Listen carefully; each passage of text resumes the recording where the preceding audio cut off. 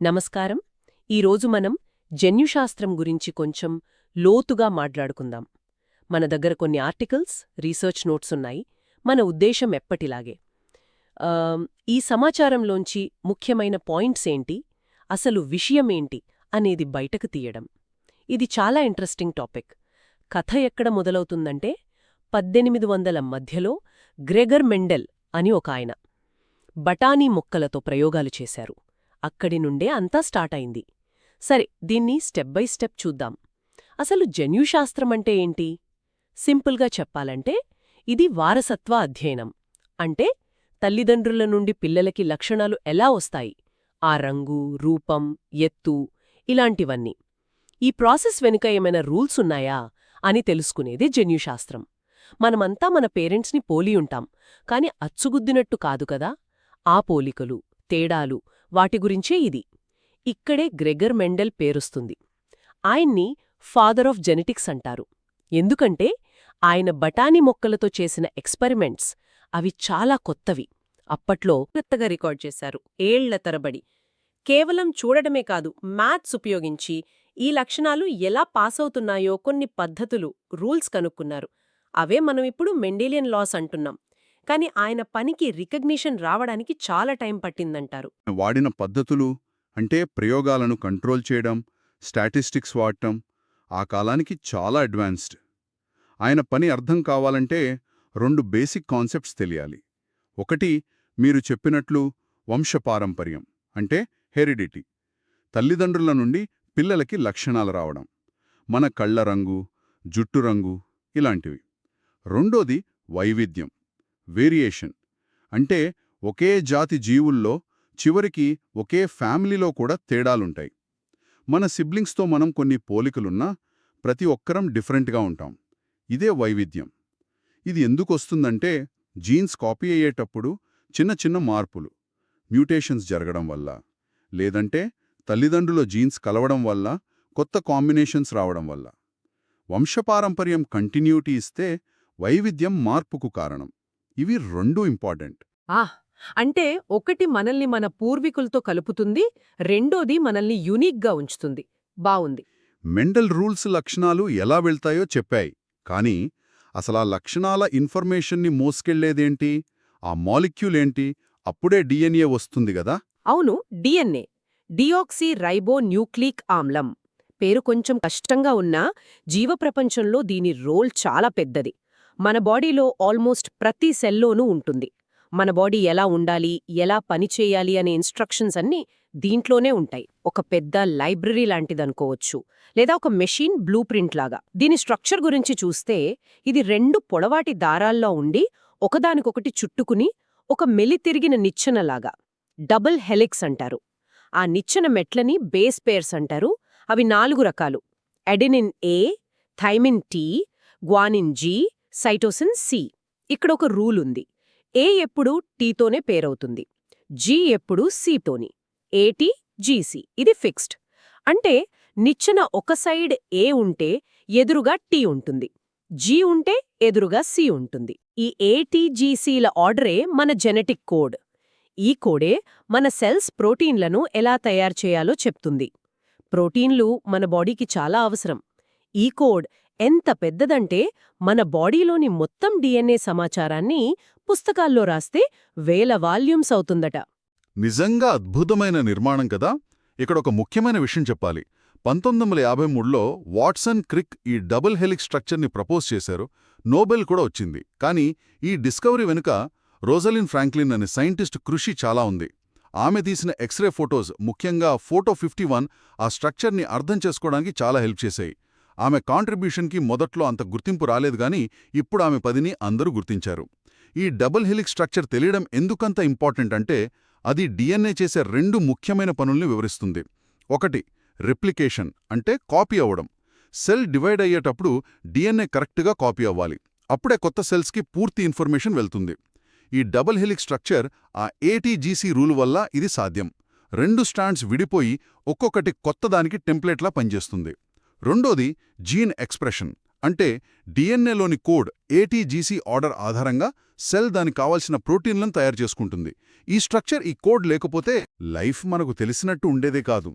Wow!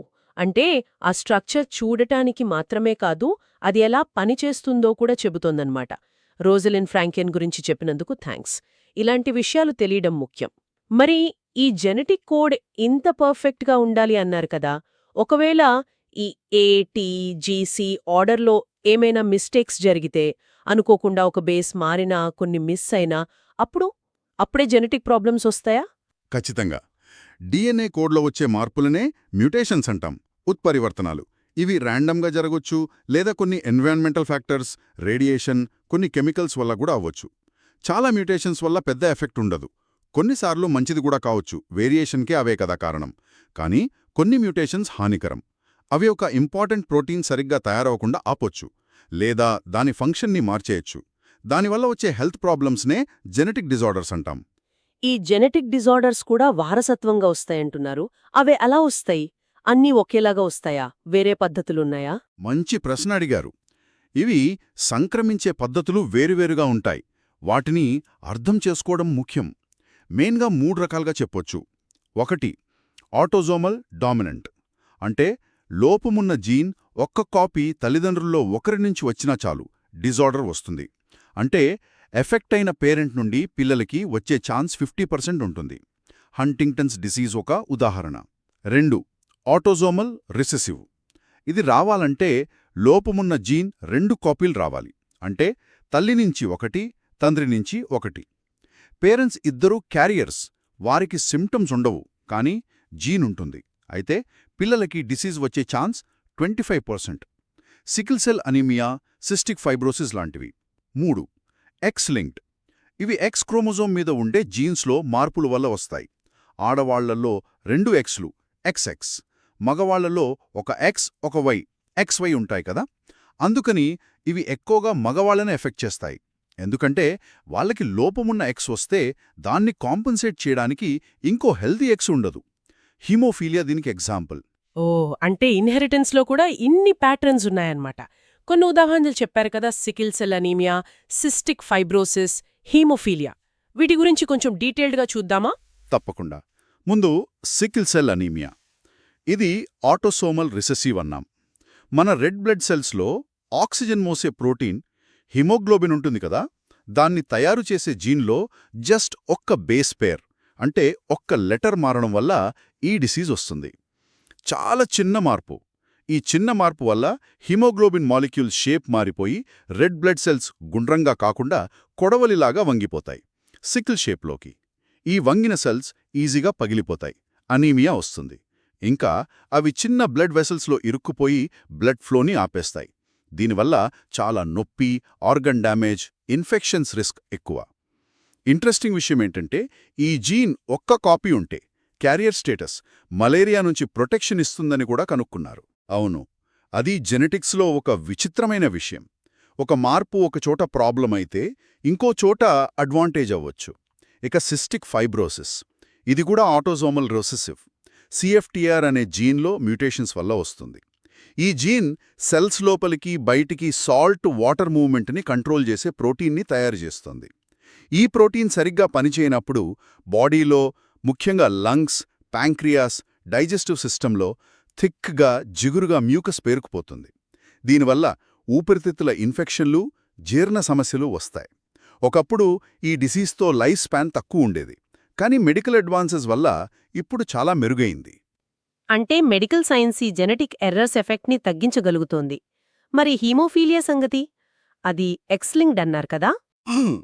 Haemophilia అంటే రక్తం గడ్డకట్టడానికి కావాల్సిన కొన్ని ప్రోటీన్స్, క్లాటింగ్ ఫ్యాక్టర్స్ అంటారు, వాటిని తయారు చేసే జీన్స్లో లోపాల వల్ల వస్తుంది. ఈ జీన్స్ ఎక్స్ క్రోమోజోమ్ మీద ఉంటాయి.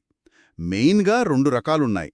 హీమోఫీలియా A ఫ్యాక్టర్ 8 లోపం, హీమోఫీలియా B ఫ్యాక్టర్ 9 లోపం. ఈ డిజార్డర్ ఉన్నవాళ్లకి చిన్న గాయమైనా సరే బ్లీడింగ్ ఎక్కువసేపు అవుతుంది. జాయింట్స్లోకి, మజిల్స్లోకి ఇంటర్నల్ బ్లీడింగ్ కూడా అవ్వచ్చు. అది లాంగ్ టర్మ్ ప్రాబ్లమ్స్కి దారితీస్తుంది. ఇది ఎక్కువగా మగవాళ్లలో కనిపిస్తుంది. ఎందుకంటే వాళ్లకుండేది ఒకే ఎక్స్ క్రోమోజోమ్. ఆడవాళ్లు సాధారణంగా క్యారియర్స్గా ఉంటారు. వాళ్లకు సిమ్టమ్స్ చాలా రేర్గా లేదా మైల్డ్గా ఉంటాయి. ఇప్పుడు ట్రీట్మెంట్స్ ఉన్నాయి. ఆ మిస్సింగ్ క్లాటింగ్ ఫ్యాక్టర్స్ని ఇంజెక్షన్స్ ద్వారా ఇస్తారు. ఈ ఉదాహరణలు వింటుంటే డిఎన్ఏ కోడ్లో చాలా చిన్న మార్పులు కూడా ఆరోగ్యం మీద ఎంత పెద్ద ఎఫెక్ట్ చూపిస్తాయో అర్థమవుతోంది. ఒక్క లెటర్ మారితే సికిల్ సెల్, ఒక ప్రోటీన్ సరిగా లేకపోతే సిస్టిక్ ఫైబ్రోసిస్ లేదా హీమోఫీలియా. అమేజింగ్! అర్థం చేసుకోవడం అకాడమిక్గానే కాదు, ప్రాక్టికల్గా కూడా చాలా ముఖ్యం. ఫ్యామిలీస్లో జెనెటిక్ డిజార్డర్స్ హిస్టరీ ఉన్నప్పుడు నెక్స్ట్ జనరేషన్కి ఆ రిస్క్ ఎంతుంటుందో అంచనా వేయడానికి ఈ ప్యాటర్న్స్ హెల్ప్ చేస్తాయి. ఇక్కడే జెనెటిక్ కౌన్సిలింగ్ రోల్ వస్తోంది. జెనెటిక్ కౌన్సిలర్స్ వ్యక్తులకి, ఫ్యామిలీస్కి వాళ్ళ జెనెటిక్ రిస్క్స్ అర్థం చేసుకోవడంలో, టెస్ట్ల గురించి తెలుసుకోవడంలో, డెసిషన్స్ తీసుకోవడంలో హెల్ప్ చేస్తారు. వాళ్ళు కేవలం స్టాటిస్టిక్స్ చెప్పడమే కాదు, ఆ ఇన్ఫర్మేషన్ వల్ల వచ్చే ఎమోషనల్, సోషల్ ఇంప్లికేషన్స్ని కూడా డీల్ చేయడంలో సపోర్ట్ ఇస్తారు. ఉదాహరణకి, ఒక కపుల్ ఇద్దరూ సిస్టిక్ ఫైబ్రోసిస్ క్యారియర్స్ అని తెలిస్తే వాళ్లకు పుట్టబోయే బిడ్డకు డిజీజ్ వచ్చే ఛాన్స్ 25%. ఈ ఇన్ఫర్మేషన్తో వాళ్ళు ఏం చేయొచ్చు అనే దానిపై కౌన్సిలర్ డిస్కస్ చేస్తారు. ఓకే, సో ఈరోజు మనం జన్యుశాస్త్రం బేసిక్స్ దగ్గర, అంటే గ్రెగర్ మెండెల్ వర్క్ నుంచి స్టార్ట్ చేసి మన జెనెటిక్ కోడ్ని మోసే DNA molecule structure, ATGC pairs, double helix, ఇంకా దాని డిస్కవరీ, వాట్సన్, క్రిక్, ఫ్రాంక్లిన్ వరకు చూశాం. ఆ కోడ్లో చిన్న తప్పులు జరిగితే sickle cell, cystic fibrosis, haemophilia లాంటి డిజార్డర్స్ ఎలా వస్తాయో, అవి వేర్వేరు ప్యాటర్న్స్లో ఆటోసోమల్, ఎక్స్-లింక్డ్ ఎలా ఇన్హెరిట్ అవుతాయో కూడా ఎగ్జాంపుల్స్తో అర్థం చేసుకున్నాం.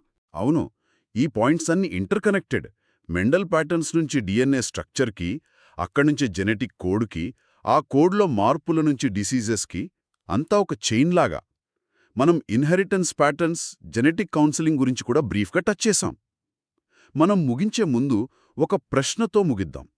మనం ఇప్పుడు జీన్స్ని చదవగలుగుతున్నాం, వాటిలో ప్రాబ్లమ్స్ని ఐడెంటిఫై చేయగలుగుతున్నాం. ఫ్యూచర్లో జీన్ ఎడిటింగ్ టెక్నాలజీస్, ఉదాహరణకు క్రిస్పర్ లాంటివి ఇంకా డెవలప్ అయితే, వారసత్వంగా వచ్చే ఇలాంటి డిసీజెస్ని పూర్తిగా ఆపే ఛాన్స్ వస్తే అది మంచిదేనా, లేక దానివల్ల వచ్చే ఎథికల్ ఛాలెంజెస్, మిస్యూజ్ అయ్యే రిస్క్ ఎక్కువగా ఉంటాయా?